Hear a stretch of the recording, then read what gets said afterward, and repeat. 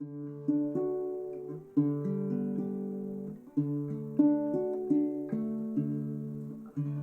you ready? Let's go. Give it a try.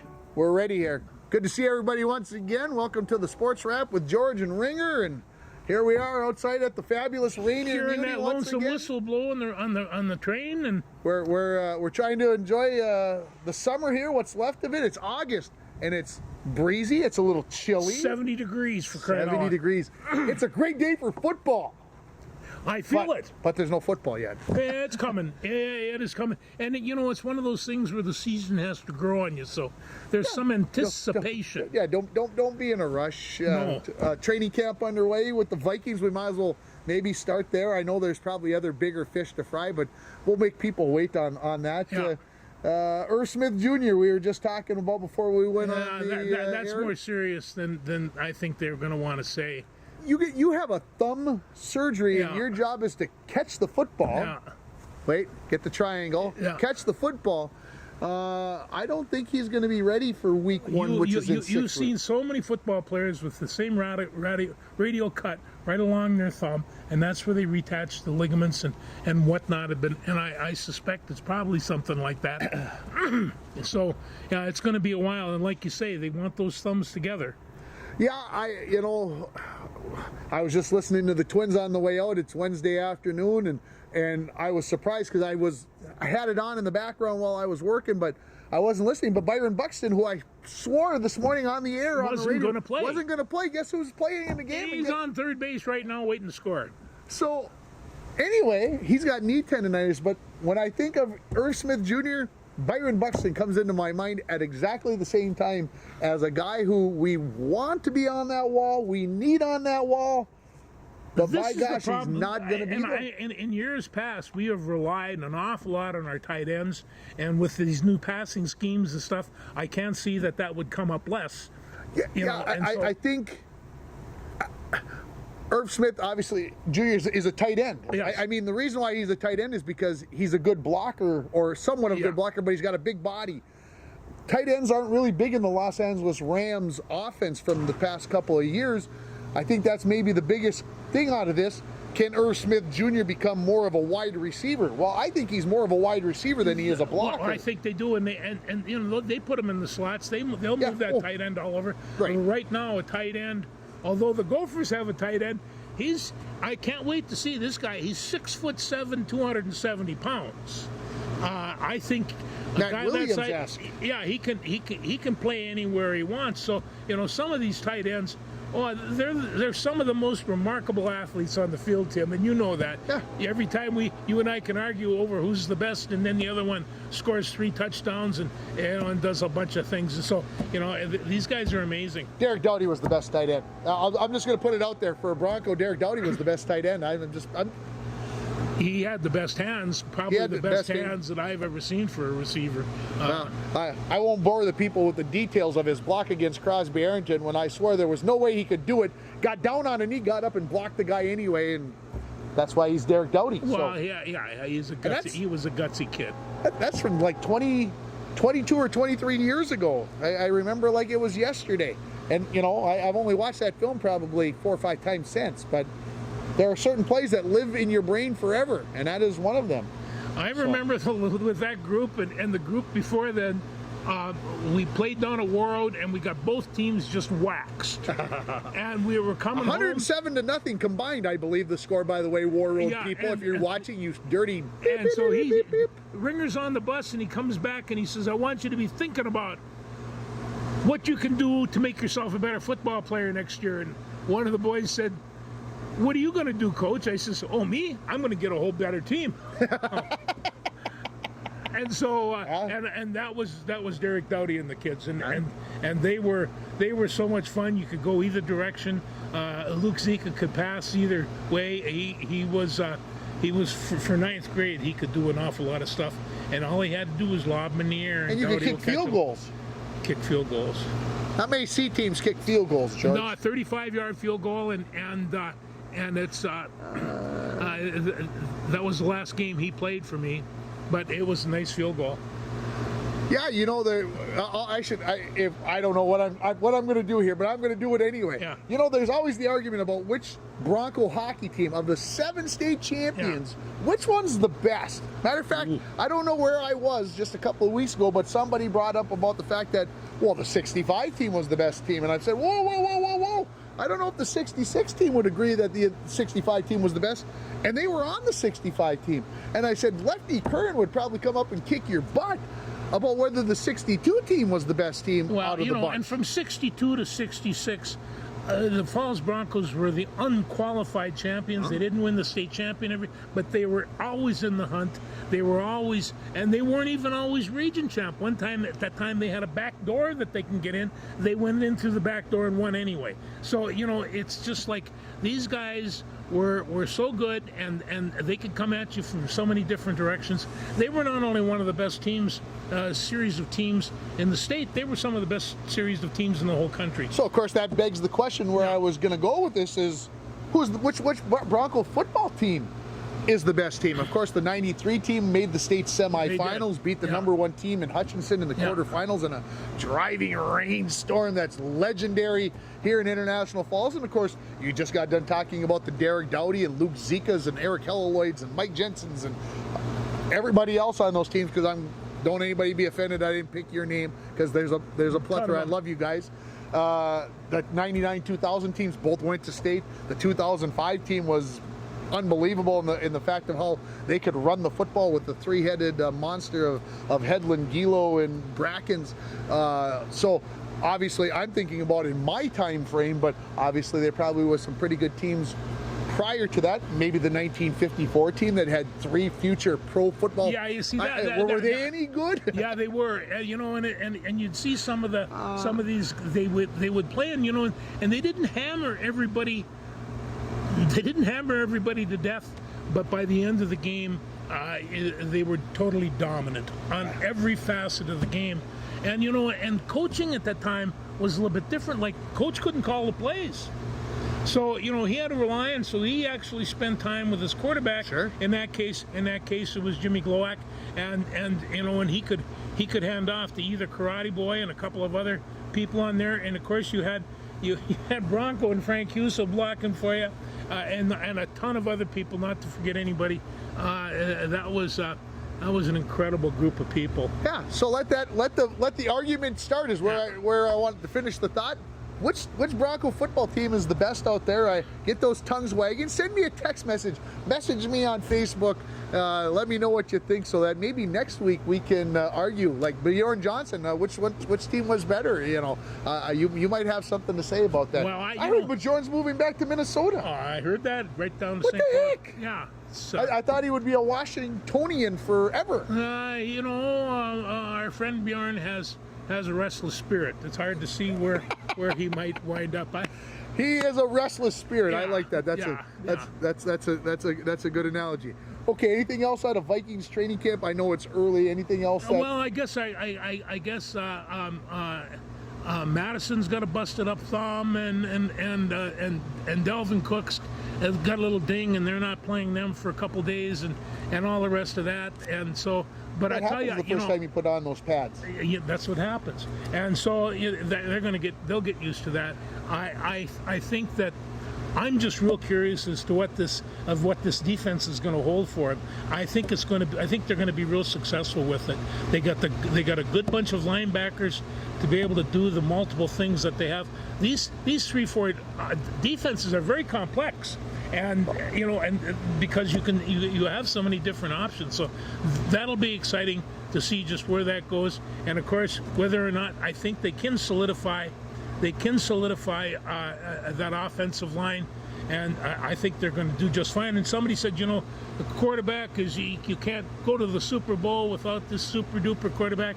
I haven't seen a Super Bowl champion yet that didn't have an exceedingly all-pro offensive line and an incredible defensive line as well. You can't do it. You can't do it without those two items. You just can't. And we're just old line coaches. So what the heck? We don't know nothing about nothing. Nothing. No. Yeah, absolutely. Gophers started camp this week, and PJ Fleck's not excited at all. No, he is just absolutely over the edge. He likes this team. Well, he doesn't like the players. He likes the team. They ended, remember, 23-13 over Wisconsin, and then West Virginia. I mean, these guys, they get that pumped up and they start thinking that, that they can do some things. And who's to say they can't? No, the only thing that they have to do, of course, is they call it the Encore 4, because these guys have been there since right after I was born. I was just going to say after I was born. Yeah, 2017. So these are 6-year veterans. And they're not super seniors. They're super seniors. Super seniors. And so we'll see what Tanner Morgan can do, and we see if he can. Ottman Bell is back. Abraham's back. Pitts is back. I think the biggest thing going into this year offensively, well, two things. The offensive line having to be replenished. Yeah. They're saying that we've got an Outland Trophy possibility. And Schultz, and that's... And so, but we got Kirk Shiraka back. Yes. And having Kirk back, who was the L coordinator, the offense coordinator in 2019 when they had so much success, to me, that's the big thing. Well, he had success. Him and Tanner Morgan. That's it. We're on a, and I think that's I think you're gonna see the Gophers put up some points this year. If they get those offensive linemen going, where the defensive is at, we'll see if they've got a superstar, a defensive guy up front. I think we're hoping that they're going to have him there, but we'll see what happens. Well, the coach is saying that right now his offensive line might be more athletic than last year's. And I mean, they were about 350 pounds in the line on average last year. And so, they were big, but how fast were they? How well could they move? And it's, I think that there's a whole bunch of options here for the offense and for Morgan Tanner to use these people. And Kirk and PJ, I trust. Yes. That's my attitude. They will do well. They will do well. George and I, the weekend of November 19th, I believe we have tickets to go watch them play the dreaded Hawkeyes. Oh, from Iowa. So I've already got it circled on the calendar that we will be down in the cities to watch that. So I'm looking forward to that. Like that could have a lot of bearing on who's going to play the following weeks coming up in the Big Ten Championship. So here's this guy. They have a tight end, Brevin Spanford. He's the one, 6'7", 270, and he had 23 receptions last year. You remember this guy? He kind of blocked the sun as he was running down the field. He didn't look very big when he lined up the Big Daniel. No. He was just 100 pounds shy. And so, but let's see what they were able to do with that. Also, they've got Ariante Erzy. He's potentially the best lineman he's had. And he's with Martis Lewis, J.J. Gradot, and Notre Dame transfer Quinn Carroll. So it seems like they got a lot of people. I mean, they're doing the recruiting from all these other colleges. And so the portal. Yeah. We haven't said portal in a while, so maybe I should say it a couple more times. Portal. Yeah, all right. Yeah, there's no portal for us, Tim. We just got to go at it and do it. So, other than that, I think that the secondary is pretty solid, and they have a couple of returnees there. So they keep getting drafted to the NFL. It's like a pipeline to the NFL. Well, and the Gophers they've sent a lot of people to the NFL in the last couple of years. So anyway, Tanner Morgan, Mohamed Ibrahim, Chris Ottman Bell, and John Michael Schmitz, they're the leaders of this bunch, and everybody seems to be real pumped about these guys. So let's see what happens. 4 weeks from Thursday. Today is Wednesday. 4 weeks from tomorrow, we get the football season started for the Gophers and the Broncos. And, of course, August 14th. UMD's up that night, too. Are they? Yeah. Okay. I hadn't looked that far ahead. And, of course, 11 days from now, the Vikings' first preseason game on a Sunday afternoon in Las Vegas. And I'm sure there'll be a few of us that will be anticipating to see what the offense and defense look like. Yeah. It's fun this time of year. They kind of just give us a little taste of what's to come. So, but we'll see what happens. And I'm more interested into what the offense looks like, the defense looks like with new coaching staff. That's where the big change is coming. We got a big change in coaching staff and philosophies and the rest. And all these people are fairly young, and you know, they're not used to losing. Energy. Yes. Energy. Yes. It's contagious. It is. I heard that.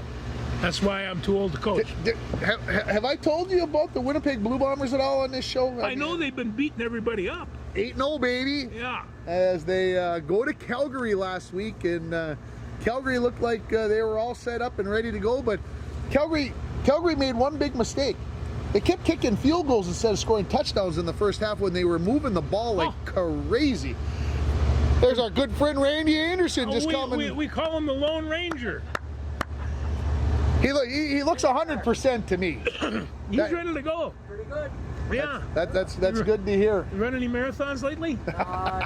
Just walking. Just walking. Of course, if we haven't, Randy, a little heart attack. What nobody should be having those heart attacks, but no, you know, they do happen. Not our age. He's got a big smile on his face, and that's good to have him here. It's I like to see him up and around. Yeah, well, that's right. You know, we're only 4 weeks away from getting the group together so we can go down and do a football game together. So I'm looking forward to it. I emailed the Chisholm AD and said, look, I want to bring a guy for the sideline. Are you guys going to be okay with that if we're on the opposite sideline? I haven't gotten an answer back yet, but doggone it, it's never too early to be talking about football.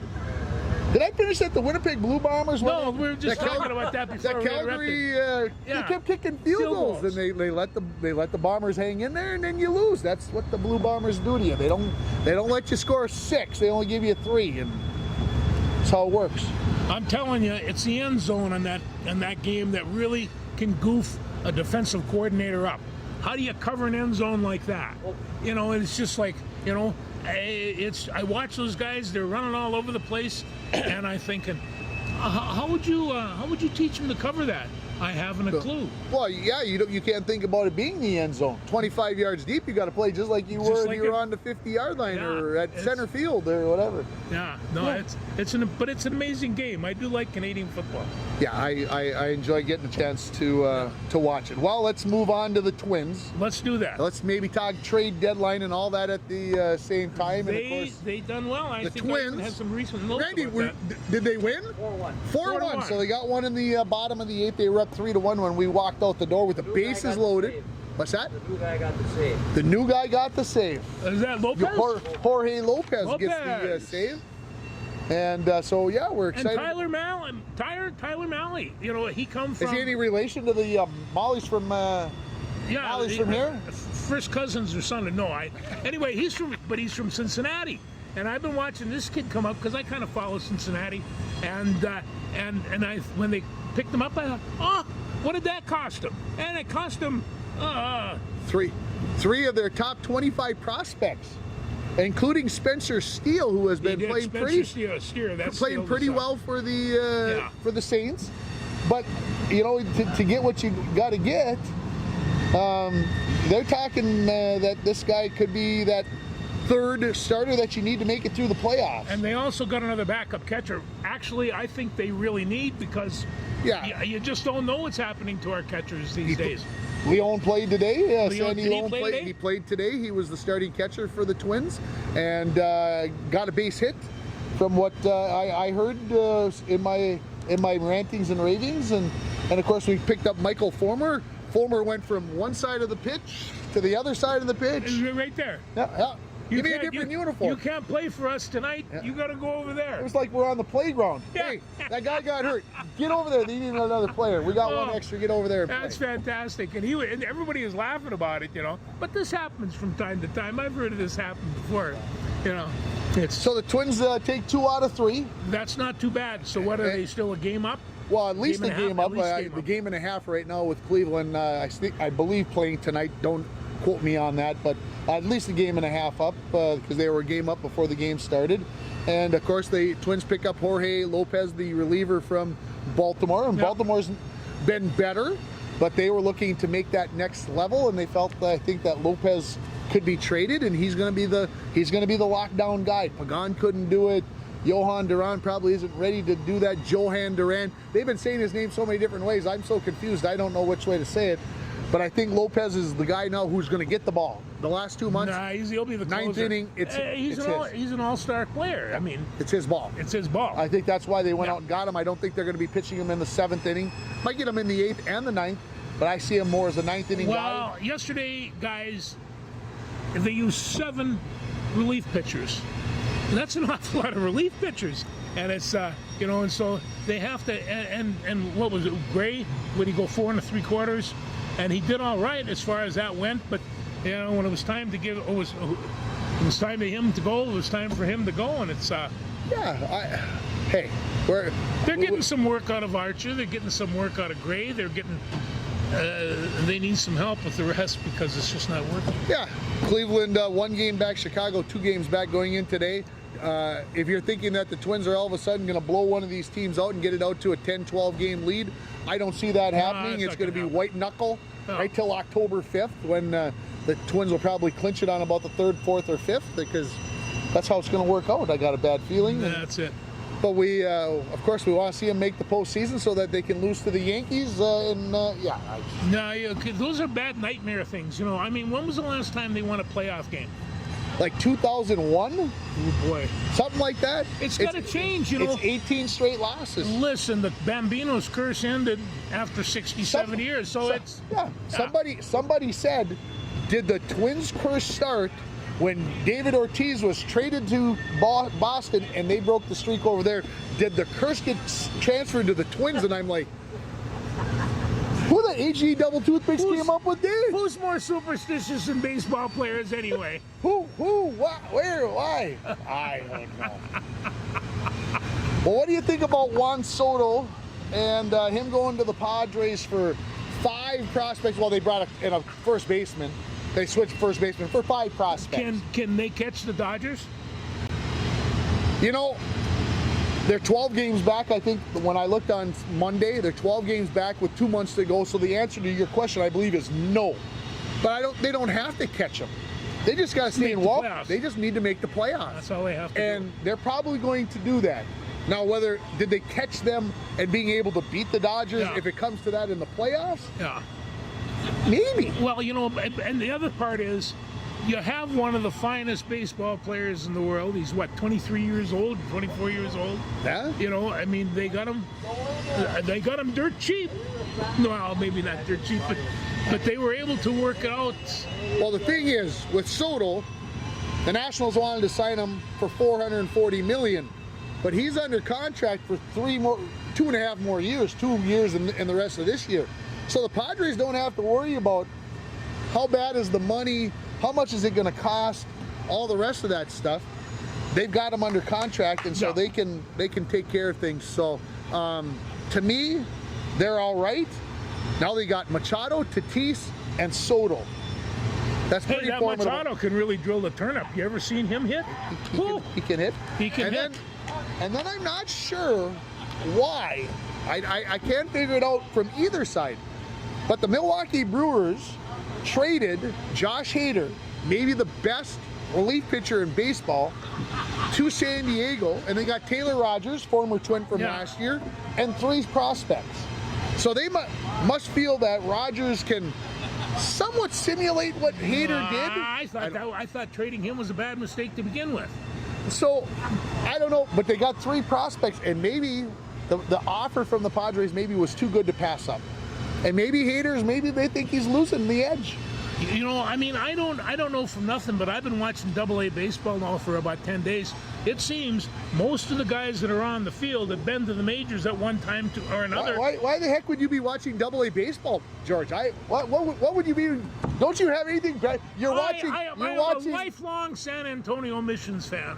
You were watching NBA Summer League basketball. Now you've gone over to AA baseball. AA baseball is really fun.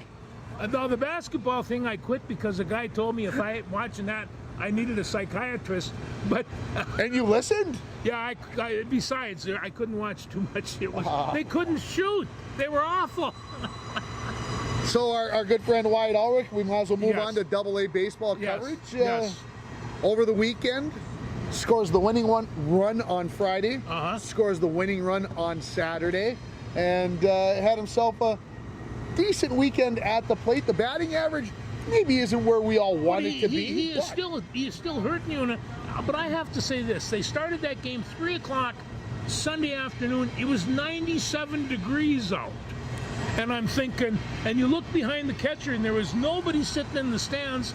About an hour and a half, 2 hours later, the shade came. The place just packed behind the catcher. So it's not their first rodeo, as they say, for no, those Texans. They on know heat. that, but the place was full, and I mean they were having a good time, and Wyatt, he can hurt you in so many ways. Yeah. He can run the bases, Yeah, and he can. it's not just about batting average. No. I mean, that's a big part of what we look at the numbers. You know, he was batting .350 with Sioux Falls. You know, he's batting under 200 right now with San Antonio. But I don't think the Padres organization is panicking. No, that, I oh don't my think gosh, it either. No. Because the thing is, he's putting the ball in play. It's just that for now, sometimes you're hitting it at people. You know, if he was striking out 3 times a game, No, 4 times a game, they'd be going, what the heck did we do? But he's putting the ball in play, and he's hitting it at people. And twice I've seen him take an 0-2 count and take the next 4 pitches and take his base. So he's got a good eye, and some of these pitches were real close to the edge, but he's got a good eye. He's a smart player. He's an awful lot of he's fun to watch. These kids are fun to watch. I'm saying some of these pitchers, they're 6'5", 6'6". They've been to the majors. And like he says, they throw heat. Although I saw one guy that was throwing so much junk. Did you hear your question that I asked him? I did. Thank you. Yeah. That would have been my question too. You know, where is the pitching at? How does it compare? And he kind of compared it to, you got a lot of young guys coming up that you see at the AA level with the missions.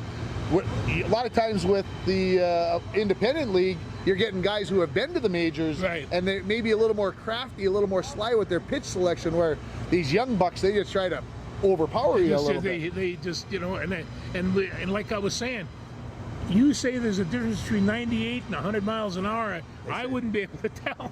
But yeah, these guys, they can still hit that thing, and it's kind of amazing considering some of the action that ball has. No, it's fun to watch. Wyatt was not in the lineup on Tuesday night, but he kind of told us that there's 4 outfielders that they have, and they just rotate. So pretty much essentially every 4th day he's going to get off, and they don't play on Mondays. So he's going to, you know. I think that happened last week too. Yep.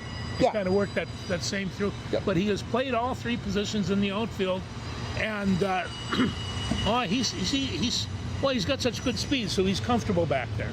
Absolutely. Yeah.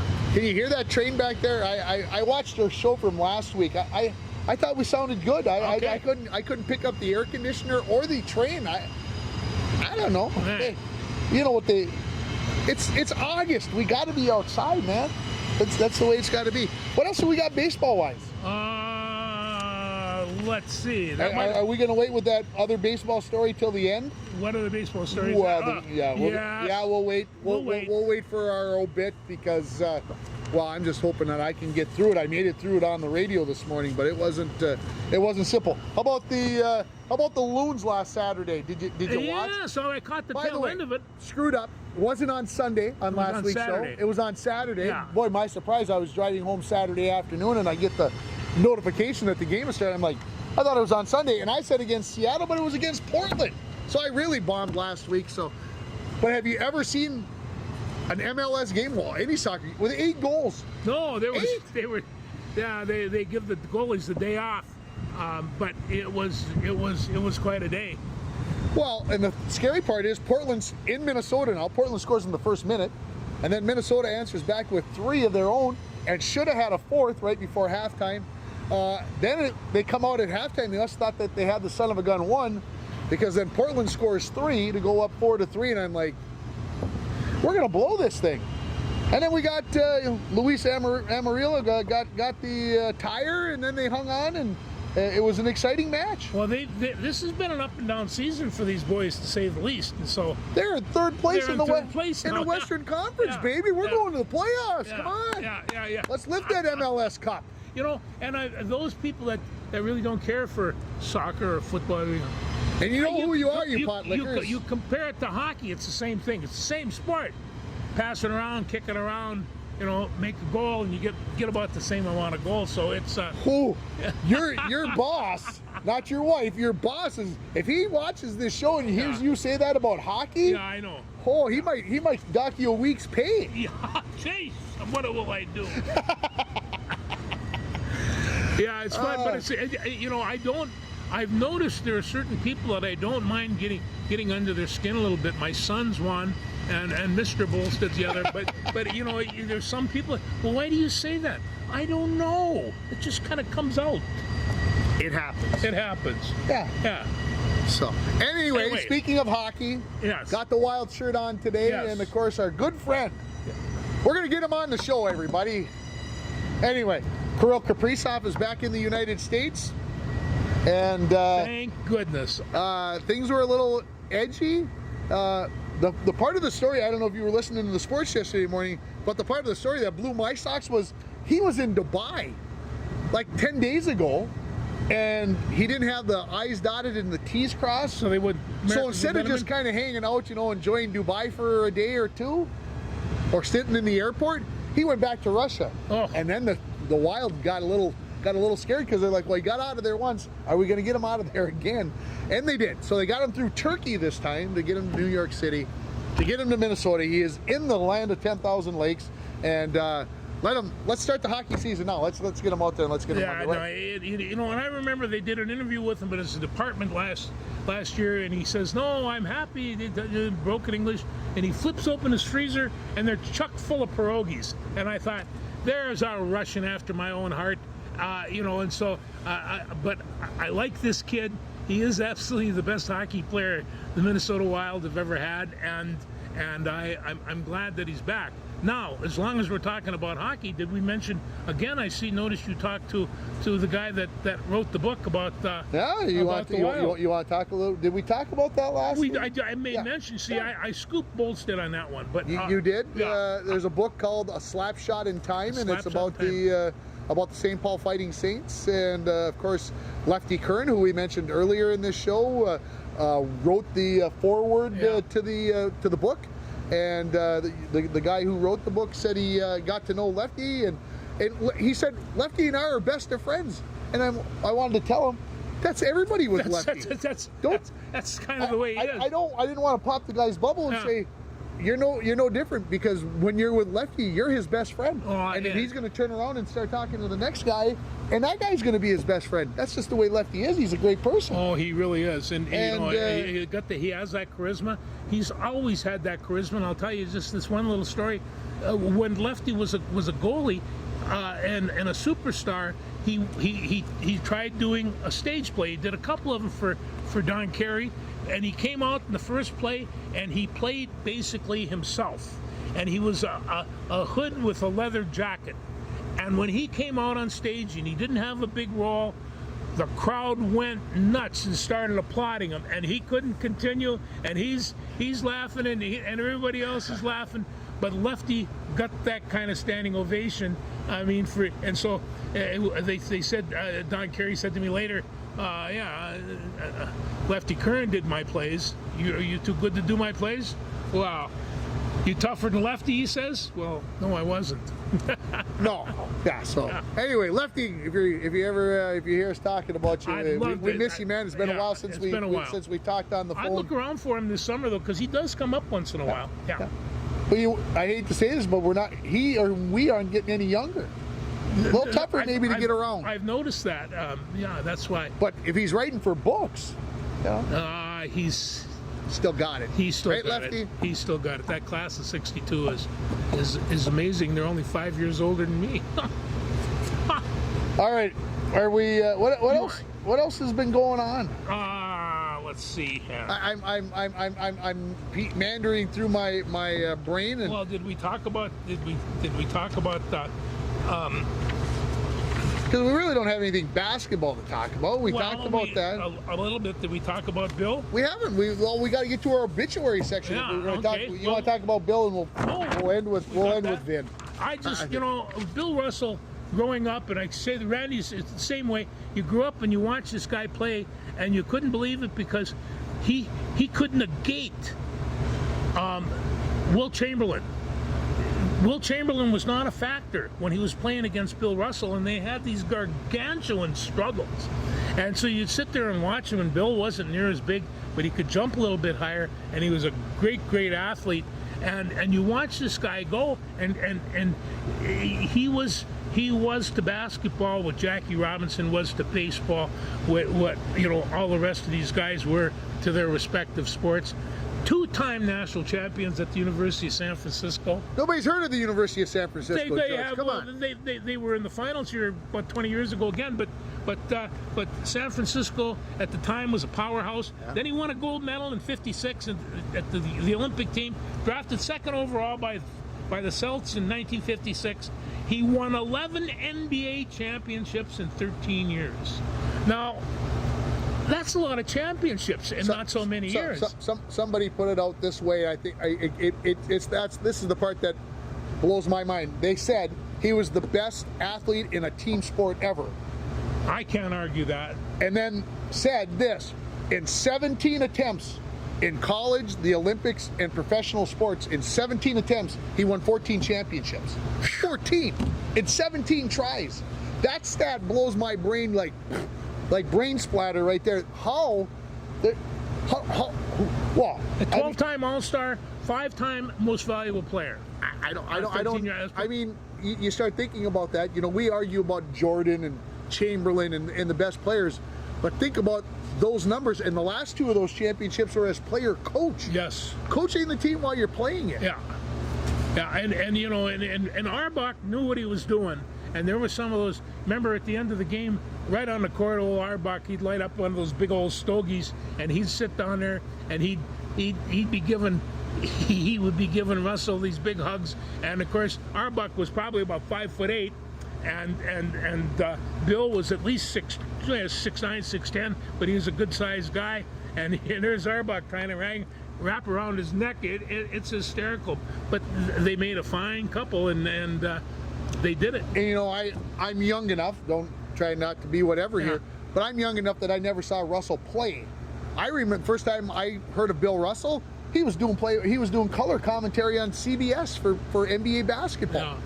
So I didn't know him from, Tommy Heinsohn and him were doing colors and everything else. And so to me, they were just color commentators. They weren't necessarily great former Celtic basketball players. That wasn't what it was to me.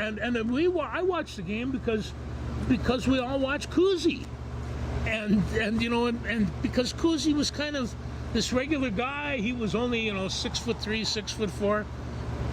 He could pass the ball behind his back.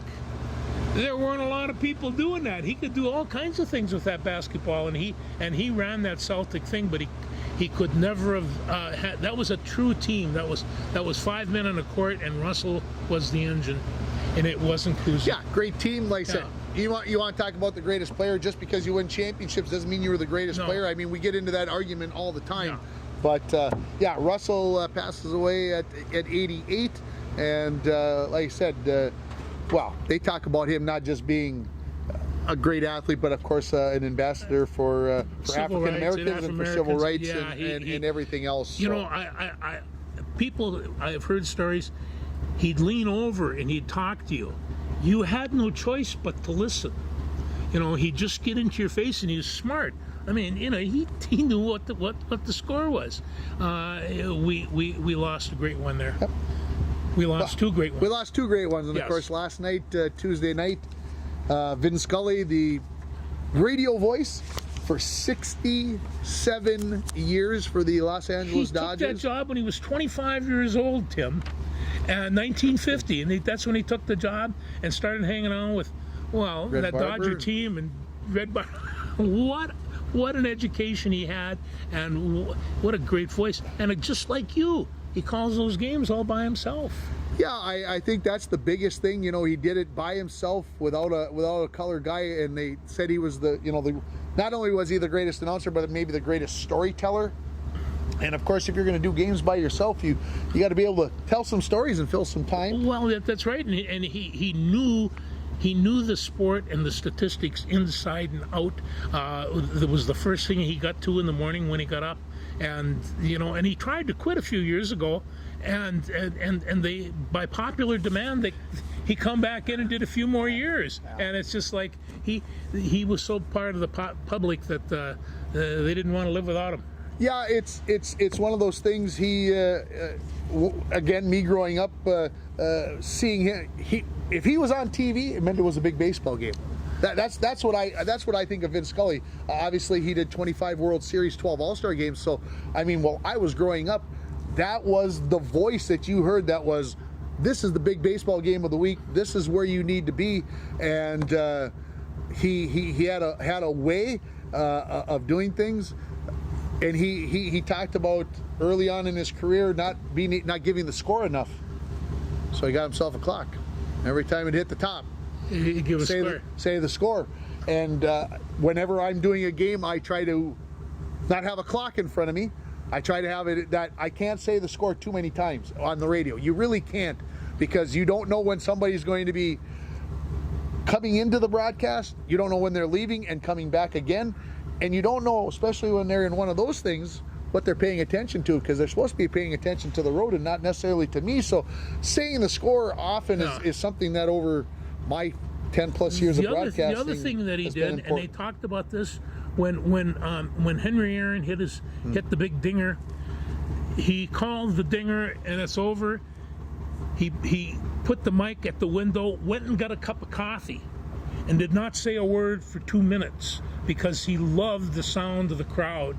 And he had 2 minutes of Henry Aaron getting this thing. On the radio this morning, I went and found the cut when Kirk Gibson hit the home run in 1988. Yeah. I remember, George, I'm going to say it this way. I was a graduated senior. It was my first year of college. I'm back home. I'm at a party, and the TV was on. The mom was we were at a party at somebody's house, and the mom was upstairs watching TV. Well, I wasn't interested in the party. I was interested in watching the baseball game. So I went upstairs and I watched the baseball game with her, and this is the game that we're talking about where Kirk Gibson hits the home run. And you talk about the 2 minutes of the ovation. On that call, he calls Gibson's home run, and we all can see him hobbling around the bases. Whether he was going to make it or not was the speculation. And he says it's gone, she's gone. And then there was a minute and 8 seconds where he does not say a word. And of course, he's on TV. Yes. So TV allows you to do that, but radio can allow you to do it if the crowd's doing the work for you. And I'm always one of those people who doesn't like silence on the radio. If I don't talk for like 3 seconds, I'm like, okay, people are going to wonder, did they go away? Is he there? Of course, when you got 50,000 people cheering, it's a little bit different animal. But I think the thing about Scully was he knew when to shut up. Well, on top of that, he wasn't just baseball. He did football. Huh? I didn't realize. I forgot he had done the catch for San Francisco versus Dallas in the NFC Championship game. I did not realize that it was him on the call for that. And in fact, I heard a call that he had in '91 when Kirby hit the big dinger at the 10th inning of the game, and I remember that dinger because I was there. Yeah. You never forget that. Well, like I said, he was iconic. I was on my way out here to tape the show today. I was listening to the Twins, and Corey Provis basically came on and said, there will never be a voice that will be able to do what Vin Scully did. There's nobody who will do it for as long. There will be nobody who will do it as good, and there will be nobody that will ever compare. So let's forget even trying to find somebody who can. This is how he ended the show, or when he opened the broadcast. Hi, everybody, and a very pleasant good evening to you, wherever you may be. And that's and I don't know if it's in that article or another article I read today, but it said the invention of the transistor radio, he said, was my success, because he said when the Dodgers moved, I didn't realize that the Dodgers played at the LA Coliseum when they moved out there. They first did. And that some people were a long ways away from the field, but they wanted to watch baseball, and so they brought their radios to the park so they could have Scully explain to them what was going on. Well, that happened a lot. You take a look, and get your favorite announcer, and I think people still do. You know, it's easier with the little earbud. You don't have the wires. That's right. And you can keep it away from everybody. I had somebody just a couple weeks ago at a Legion baseball game, watching the Legion baseball game, but listening to me on about a 20-second delay. See? And I thought, well, I don't think I probably can get a bigger compliment than that. And I took it that way. So I hope that to me, that was when I would scout football games for the Broncos, I would oftentimes bring a radio, because if it was broadcast, they could tell me more about the players than I could ever get off the sheet, and and they would tell stories and I would fill it in. But I mean, I always had it. Boy, that book was filled up with all kinds of remarks. You're good.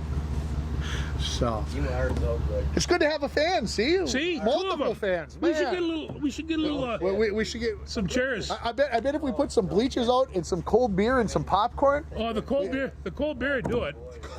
we wouldn't necessarily even have to be good. I think just the cold beer God, I love this bar. would get them out here. All right, what else we got? Anything else? I think that. I just September 1st, Southwest State for UMD. Okay. And then they follow up with that with Minnesota State, and then Upper Iowa, Sioux Falls, and Minnesota State. Now, I also want to say something about Sioux Falls. Sioux Falls this week started men's wrestling and women's wrestling. So everybody figured wrestling was all done. It was Godina, not in Sioux Falls. They got both. I was a little bit ahead on that women's wrestling, but there's some women out there, they kick your butt, and so I wish Sioux Falls a lot of luck on that one. Yeah. Well, they'll be successful. They got the right idea. They got both programs, and that's how you do it. On October 22nd, they play at Bemidji State. I asked my grandson, will you go to the game with me? He says, no. Why? He says, I'll only go if UMD's not playing, because you'll cheer against the Beavers. So they figured this out quick. Grandpa's a Bulldog. They should want to go with you so that they can give you the gas when they beat the Bulldog. They must not have confidence in the Beavers. No, but I mean the Beavers. Let's come on. The Beavers won last year, the first time since 1948, and at UMD. At UMD, and they're not going to do that this year because UMD has this tradition of revenge. And physical Spoken punishment. like a true Bulldog. Yeah, this is just kind of the way it is. Final thought, I was going to mention this during our football segment earlier, but the Prep Bowl It's moved. had to be moved back a week. No, you can stay home for Thanksgiving. I can stay home for Thanksgiving. Some people out on the Twitter world are having a conniption I'll about this. bet they are. And here's what's going on, folks. The Vikings, the Prep Bowl usually is played on Thanksgiving Friday and Saturday. And the Vikings play Thursday night Thanksgiving game this year against the New England Patriots. Oh. So the Vikings informed the State High School League that NBC, who's doing the game, will not be out of the stadium, have all their stuff out of the way till midday on Friday. And of course, the games are supposed to start at 10 a.m. And of course, Prep 45 needs to get in, get their stuff set up. And they were basically told that there's no way we can double it up. And so the only option that State High School League has is to move the state championship games to the 2nd and 3rd of December. And that kind of gets into hockey seasons and basketball seasons, and that's why people are having a fit because, 14 teams are going to have their boys not wrestling, playing basketball, or playing hockey for an extra week. Yeah, and that's huge. It is. And the other part of that is a lot of years there were 2 weeks between the semifinals and the Prep Bowl. It was just that way. This year it was only going to be the 5 days. So it'll be different this year, and first time that the Prep Bowl will be played in December. So I've already got it marked off on my calendar. There will be no Bronco basketball games or hockey games on Friday, December 2nd, folks. I'm just telling you right now, because Tim's going to have his butt in a seat at US Bank Stadium watching football. Now, I know that could kill some people and make you angry, and there's going to be no game on Saturday either because Tim's. We've got other announcers. One of the announcers. That's not about me. One of the announcers on Wyatt's game the other day, he come up and he says, "Wyatt's from International Falls, Minnesota." He says, "I had to look the place up. They must play a lot of indoor baseball up there." Wow. We got him. We got in. We got him fooled. Well, they do. They go and they're looking for stuff. And here's Wyatt. They don't know him from anything. He said, "From International Falls, Minnesota. I had to look it up." He says, they must play a lot of inside baseball. So yeah. Well, they do. Yeah, practice a lot of baseball. No playing it, a lot of practicing it. No. He closed the book, folks. That must mean we're done for this week. Yes, we're pulling. Go Bulldogs. When we talk to you next week, we'll be another week closer to the start of the pro football season, college football season, and high school football season. George has got just goosebumps. It's not because it's cold. No. It's time for football. It is. Thanks, everybody.